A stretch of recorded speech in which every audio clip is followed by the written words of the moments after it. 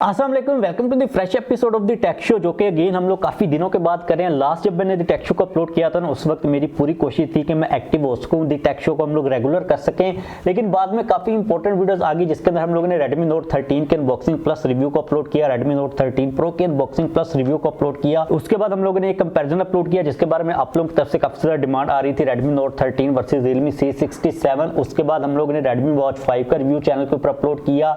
बाद में हमने कवर किया Spark Note 20 को, उसके अंदर काफी मसले आ रहे थे, जिनके बारे में आप लोगों को मैं अपडेट कर देता हूं। अगर आप लोग स्पार्क्स की कोई सीरीज के अंदर नई जो की सीरीज आई है Note 20 और एज वाली, अगर स्मार्टफोन बाय करने वाले हो तो मीनवाइल हम लोगों ने काफी ज्यादा काम किया, लेकिन हम लोग द टेक शो को इतना ज्यादा रेगुलर नहीं कर सके। लेकिन अब मेरी पूरी कोशिश है कि हम लोग इसको रेगुलर कर सके, क्योंकि यहाँ पर मेरे लिए ना काफी मुश्किल होती है। अगर बीच में कोई और इंपॉर्टेंट कंटेंट आ जाता है तो साथ में द टेक शो को लेकर चलना काफी मुश्किल चीज होती है। लेकिन अब मैं अपनी पूरी कोशिश करूंगा। आप लोग मुझे मोटिवेट वगैरह करने के लिए वीडियो को लाइक कर सकते हो, और अगर आपने चैनल को सब्सक्राइब नहीं किया हुआ, मुझे पता है कि काफी ज्यादा लोग ऐसी वीडियो को देख रहे होते हैं, उन्होंने चैनल को सब्सक्राइब नहीं किया हुआ, तो नीचे जो आपको रेड कलर का बटन नजर आ रहा है भाई, इसके ऊपर क्लिक करके आप चैनल को सब्सक्राइब कर सकते हो और कोई कमेंट शेमेंट भी कर सकते हो। तो यहाँ पर वीडियो को स्टार्ट करते हैं स्पार्क्स के साथ ही। तो इन लोगों ने एज 20 प्रो की प्राइस को पाकिस्तान के अंदर अनाउंस कर दिया हुआ, जो कि है 57,499। अगर मैंने स्पार्क्स नोट 20 को कवर ना किया होता, मैं इस स्मार्टफोन के ऊपर ऐसे देख रहा होता नॉर्मली जिस तरह आप देख रहे हो, तो आप लोग काफी ज्यादा एक्साइटेड होते। लेकिन सबसे पहले आप लोगों के साथ मेरा जो एक्सपीरियंस है ना स्पार्क्स नोट 20 के साथ, वो शेयर कर देता हूँ। उसकी अनबॉक्सिंग की वीडियो प्लस उसका जो फुल रिव्यू है, जिसके अंदर दो काफी मेजर मसले हैं, वो मैंने कवर किया हुआ है। आपको लिंक नीचे प्रोवाइड कर दूंगा। अगर आप लोग इन केस स्पार्क्स के किसी भी स्मार्टफोन नए के अंदर बाय करने के बारे में इंटरेस्टेड हो तो देख लीजिएगा। लेकिन यहाँ पर आप लोगों को मैं शॉर्टली थोड़ी सी हिंट दे देता हूँ। मैं भी पर्सनली तौर पर स्पार्क्स नोट 20 को लेकर काफी एक्साइटेड था। जब उसकी स्पेसिफिकेशन मैंने देखी, उसके बाद जब उसकी प्राइस आई, तो भाई आपका भाई पहुंचा पहले मार्केट के अंदर, फ्री सेंटर के अंदर उसको ढूंढने गया।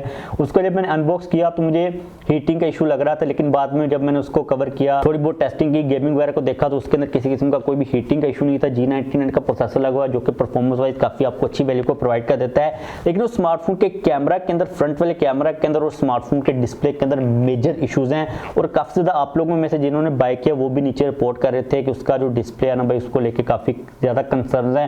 तो अगर आप लोग स्पार्क्स नोट 20 को बाय करने वाले हो तो उस वीडियो को जाकर देख लीजिएगा। मोस्ट इंपॉर्टेंटली जो रिव्यू वाली वीडियो है आप लोगों के लिए काफी सुपर यूजफुल होगी। और स्मार्टफोन के जो कैमरा है ना, मैंने डिटेल के अंदर जब देखा तो भाई काफी ज्यादा इंप्रूव करने की जरूरत है स्पार्क्स को। जिस प्राइस सेगमेंट के ऊपर वाला स्मार्टफोन आता है उसके लिहाज से उसके कैमरा की क्वालिटी बिल्कुल भी वर्थ इट नहीं है। तो अगर इनकेस आप लोग स्पार्क्स नोट 20 को बाय करने वाले हो तो उस वीडियो को लाजमी तौर पर देख लीजिएगा। अब हम लोग बात कर लेते हैं स्पार्क्स एज 20 प्रो की।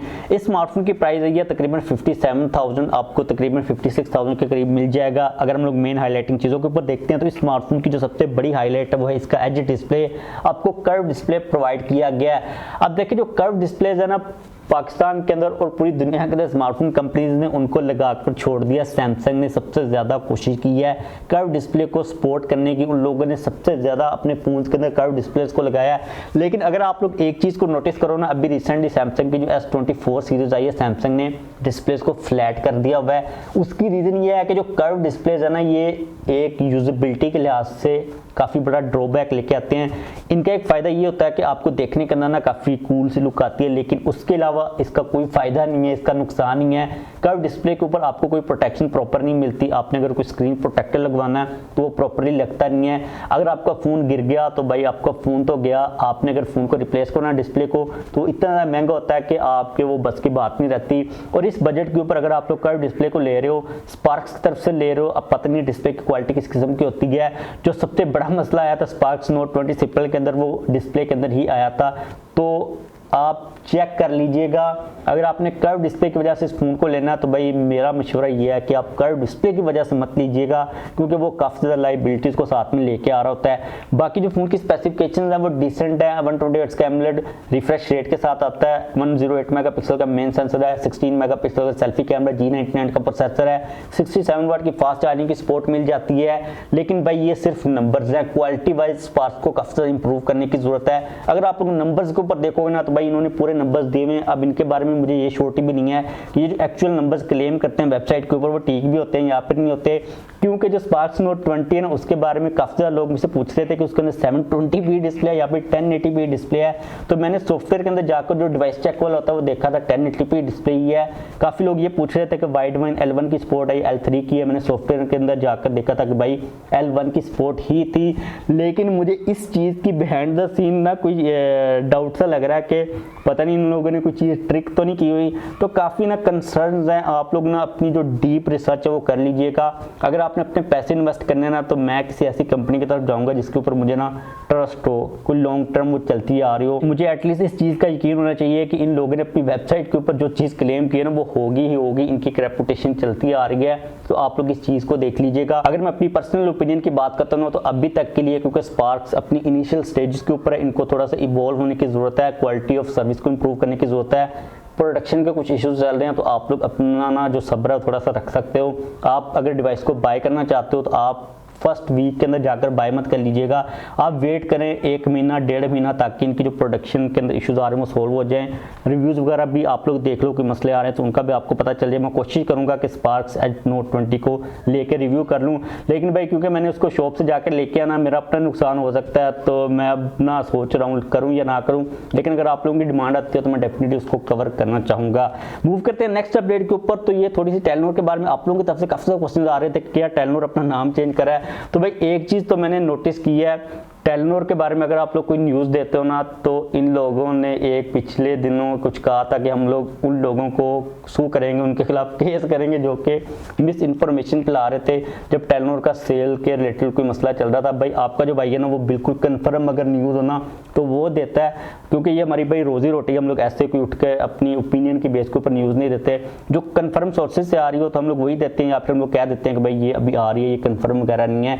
तो मैं ऐसे कोई न्यूज़ देता नहीं हूँ। अब अगर हम लोग ओवरऑल देखते हैं तो जाहिर सी बात है टेलनोर जो है ना वो टेलनोर ग्रुप के पास रही नहीं, जो कि इंटरनेशनल ग्रुप है, अभी पीटीसीएल के पास आ चुकी हुई है। तो नाम का चेंज करना तो बनता ही है, और अगर वो कर भी देते हैं तो आई थिंक बेटर है ओवरऑल ब्रांडिंग के लिए, क्योंकि अगर वो इसी ब्रांडिंग को लेकर चलते हैं जो कि टेलनोर की है, टेलनोर एक ग्लोबल कंपनी है, तो इससे बेहतर है कि वो चेंज कर दें। लेकिन इसके बारे में अभी तक कोई कन्फर्म अपडेट नहीं है, लेकिन ये कम हो सकता है, इसके चांसेस काफ़ी ज़्यादा हैं। इसके बाद नेक्स्ट एक क्विक अपडेट आ रही है रेडमी के बारे में। तो अभी रिसेंटली रेडमी A3 की कुछ पिक्चर्स सामने, आप लोग यहाँ पर बॉक्स की पिक्चर को देख सकते हो, साथ में फोन की बैक साइड से पिक्चर भी सामने ही है। बैक साइड से देखने के अंदर फोन काफी अग्रेसिव लुकिंग के अंदर आ रहा है, काफी बड़ा कैमरा के अराउंड में इन लोगों ने रिंग को लगा दिया। इस किस्म की आपको बैक साइड के ऊपर लुक मिलेगी। स्पेसिफिकेशन इतनी ज़्यादा अभी तक क्लियर नहीं है, लेकिन ये चीज़ कही जा रही है कि काफी हद तक जो स्पेक बम्प है आपको मिलेगा, क्योंकि ये बजट कैटेगरी का फोन है तो आपको उसी लिहाज से थोड़ी थोड़ी जो इंप्रूवमेंट है वो देखने को मिल सकती है। मूव करें नेक्स्ट अपडेट के ऊपर जो कि आईफोन 16 सीरीज के बारे में। अब आप लोगों ने एक चीज नोटिस की होगी कि सैमसंग का जो इस दफा का इवेंट था ना उसके अंदर सैमसंग ने मोस्टली एआई को टारगेट किया है, और यही सिमिलर सीन होने वाला आईफोन 16 सीरीज के अंदर। आपको डिजाइन वाइज और जो ओवरऑल स्पेक्स शीट वाइज है ना इतना ज़्यादा डिफरेंस देखने को नहीं मिलने वाला। एप्पल भी जो है ना इस दफा एआई को काफ़ी घुसाने वाला है, और यही चीज़ रिपोर्ट की जा रही है कि जो जनरेटिव एआई है उसको एप्पल काफ़ी ज़्यादा इंप्लीमेंट करेगा। इसके अंदर आपकी पिक्चर्स के अंदर अगर आपने रीजनरेट करना है पिक्चर को, जिस तरह सैमसंग वाले गूगल के साथ कोलैबोरेशन कर रहे हैं, तो उस किस्म के एआई के रिलेटेड ऑटो फिल वाले जो सर्च वाले फीचर्स आपको एप्पल के आईफोन 16 सीरीज के मॉडल्स के अंदर मिलने वाले हैं। लेकिन एक चीज़ जो कि काफ़ी मुझे फनी लग रही थी कि जो आईफोन 16 सिंपल और प्लस होगा ना उसके अंदर आप लोगों को बैक साइड के ऊपर डायगोनल कैमरा के जो रिंग्स है वो नहीं मिलेंगे, कैमरा के लेंसेज, बल्कि आईफोन 12 की तरह वर्टिकल मिलेंगे। और इसके रिलेटेड काफ़ी सारे मीम्स भी चल रहे थे, आईफोन 12 वाले काफ़ी ज़्यादा खुश होंगे, लेकिन एप्पल जो है ना कैमरा का लेआउट थोड़ा सा डिफरेंट करेगा। अब एग्जैक्टली तौर पर आईफोन 12 जैसा तो नहीं चिपका देगा। उसकी रीज़न ये है कि एप्पल ने वर्टिकल इसलिए करना है क्योंकि एप्पल का जो विजन प्रो है उसके अंदर आपको स्पेशल ऑडियो, स्पेशल वीडियो, पता नहीं क्या नाम है, जिस तरह 3D टाइप का इफेक्ट आता है उसका ऑप्शन मिलता है। और वो वाला जो फीचर है ना उसके अंदर आपको जो कैमरा का मेन सेंसर है साथ में जो अल्ट्रा वाइड सेंसर है, दोनों एक साथ मिलकर वीडियो को बनाते हैं, जो कि जब आप लोग विजन प्रो के अंदर देखोगे तो आपको वो 3D टाइप की लगेगी। इसलिए कैमरा का एक ही लाइन के अंदर होना जरूरी है, इसलिए एप्पल जो है डिज़ाइन वो पुराने वाला वर्टिकल वाला लेके आ जाएगा। तो एक बड़ा जो फिजिकल विजुअल चेंज आपको देखने को मिलेगा वो आईफोन 16 और 16 प्लस के अंदर मिलेगा।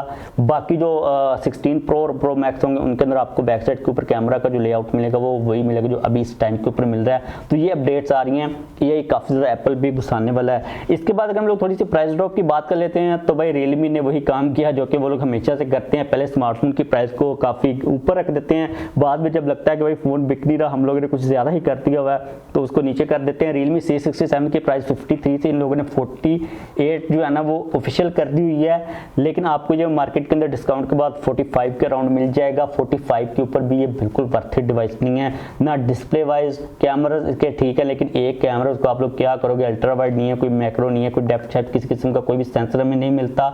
इसके अलावा आप लोगों को अगर ये स्मार्टफोन बाय करना तो आप वेट करें कि इसकी जो प्राइस है ना वो 30,000 तक आती है, तो समझ में आता है, उसके ऊपर ये समझ में नहीं आता। और प्लस हम लोगों ने रिसेंटली एक वीडियो भी की थी जिसके अंदर आप लोगों को मैंने प्राइस ड्रॉप के बारे में ज़्यादा डिटेल के अंदर बताया था, उस वीडियो का लिंक आपको नीचे प्रोवाइड कर दूंगा, आप लोग उस वीडियो को देख सकते हो। उसके अंदर काफ़ी ज़्यादा इंटरेस्टिंग मॉडल्स की प्राइस नीचे आई हैं, तो अगर आप लोगों को 50 से लेके 30 के रेंज में कोई फ़ोन चाहिए जिनकी प्राइसेस कम हुई हैं तो आप लोग उस वीडियो को डेफिनेटली देख सकते हो। इसके बाद एक क्वेश्चन जो कि भाई आप लोगों की तरफ से मुझे काफ़ी ज़्यादा पूछा जा रहा था कि क्या 8 फरवरी को पाकिस्तान के अंदर इंटरनेट डाउन होगा या फिर नहीं होगा। देखिए इसके बारे में जो ऑफिशियल किसी किस्म की कोई भी कंफर्म न्यूज़ नहीं आई, लेकिन अगर मैं अभी अपनी बात करता हूँ ना, मेरा इंटरनेट पिछले 2 दिनों से कोई ठीक नहीं चला, बीच में चला जाता है, बीच में आ जाता है, बीच में मुझे VPN को लगा के यूज़ करना पड़ रहा होता है। बलूचिस्तान के कुछ सूबों के अंदर कहा जा रहा है कि जहां पर क्रिटिकल कंडीशन है इलेक्शंस की, वहां पर इंटरनेट को डाउन किया जाएगा।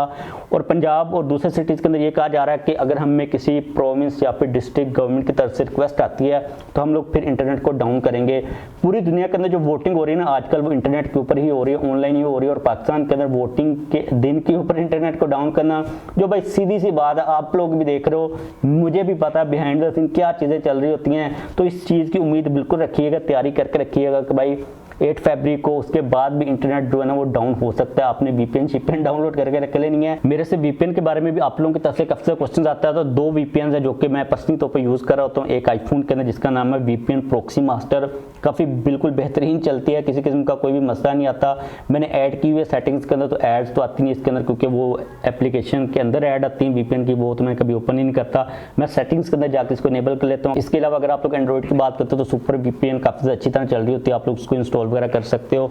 तो इंटरनेट डाउन हो सकता है और होगा भी, सीधी सी बात है। PT की तरफ से कोई भी ऑफिशियल स्टेटमेंट नहीं आई, कोई कंफर्म अपडेट नहीं आई कि इंटरनेट डाउन होगा ही होगा, लेकिन जो सिनेरियो उसका आप लोगों को भी पता है, मुझे भी पता है, तो हमें किसी को बेवकूफ़ बनाने की जरूरत नहीं है। इस वीडियो को खत्म करते हैं, उम्मीद है कि आप लोगों को दी टेक शो अच्छा लगा होगा। अगर आप लोगों को अच्छा लगा तो भाई लाइक कर दीजिएगा और मुझे मोटिवेट कर दीजिएगा कि मैं एक्टिव रख सकूं अपने आप को दी टेक शो को लेके। और आप लोग वोट शोट डालें लाजमी जाइएगा, ताकि आप जब वोट डालोगे ना तो नेक्स्ट टाइम अगर किसी चीज़ का रेट पड़ता ना, आप ये कह सको कि भाई ये हुकूमत ठीक नहीं चल रही है, बिक गई है। आप अपनी सेटिस्फेक्शन के लिए वोट लाजमी दीजिएगा। बाद में क्या होता है भाई, क्या सीन होता है वो बात की बात है। तो पाकिस्तान के लिए दुआ कीजिएगा और लाइक चेक कर दीजिएगा।